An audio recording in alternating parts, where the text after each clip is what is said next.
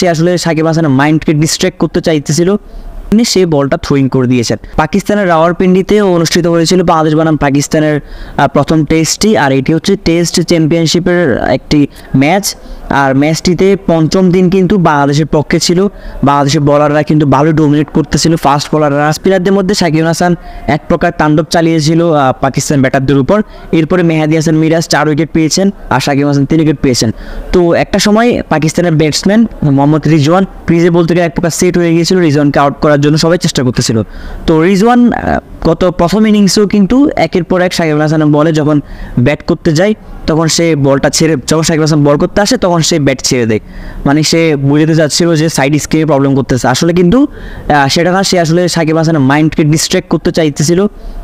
সাকিব হাসান যে একটা প্ল্যান নিয়ে বল করতে আসতেছিল, সে তার মাইন্ডটাকে চেঞ্জ করার জন্য, তাকে ডিস্টার্ব করার জন্য, যেরকম ফিল্ডাররা ব্যাটসম্যানদেরকে স্লেজিং করে, ঠিক ওরকম প্রথম ইনিংসেও কিন্তু মোহাম্মদ রিজওয়ান আর সাকিব হাসানের বল ছেড়ে দিচ্ছিল। জানো, ঠিক একই রকমভাবে যখন সাকিব হাসানের অ্যাগনেস্টে মোহাম্মদ রিজওয়ান দ্বিতীয় ইনিংসে বল ছেড়ে দেয়, সাকিব হাসান আর থেমে থাকেননি, সে বলটা থ্রোইং করে দিয়েছেন।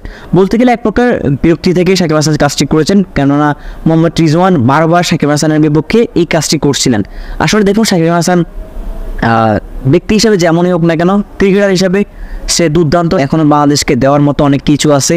আমরা তার থেকে ক্রিকেট সত্যটা চাই, আমরা তার ব্যক্তিগত সত্য, তার রাজনৈতিক সত্য এসবগুলো চাচ্ছি না। আপাতত সাকিব হাসান যে কয়দিন পারে বাংলাদেশ দলে খেলুক, আমরা সেটাই কামনা করি। অনেকে আমার ভিডিওর কমেন্টসে কুরুচিপূর্ণ কমেন্টস করবেন। আসলে দেখুন, আমি সাকিব হাসানের ক্রিকেট সত্যটাকে আপনাদের কাছে তুলে ধরার চেষ্টা করেছি, তার ব্যক্তিগত সত্যটাকে না। আমি সাকিব হাসানের কিন্তু একটা সময় অনেক বড় ফ্যান ছিলাম।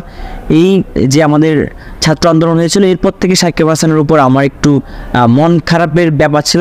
যেমন আজকে পাকিস্তানের বিপক্ষে পঞ্চম দিনে সাকিব হাসান যে 3টি উইকেট নিয়েছিল, খুবই গুরুত্বপূর্ণ উইকেট ছিল। সাকিব হাসান যদি 3টি উইকেট না নিত, সাকিব যদি 3টি উইকেট না নিত, তাহলে কিন্তু এই ম্যাচটা এত সহজে 10 উইকেটে জিতে যাওয়া পঞ্চম দিনে এসে খুব টাফ।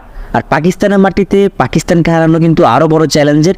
আর এটাই প্রথমবারের মতো পাকিস্তানকে আমরা হারিয়েছি, পাকিস্তানের বিপক্ষে প্রথম টেস্ট জয়। তো বন্ধুরা, দ্যাটস ইট। ভিডিওটি ভালো লাগলে অবশ্যই লাইক দিবেন আর আপনার গুরুত্বপূর্ণ মতামত কমেন্ট বক্সে জানাবেন। আল্লাহ হাফিজ।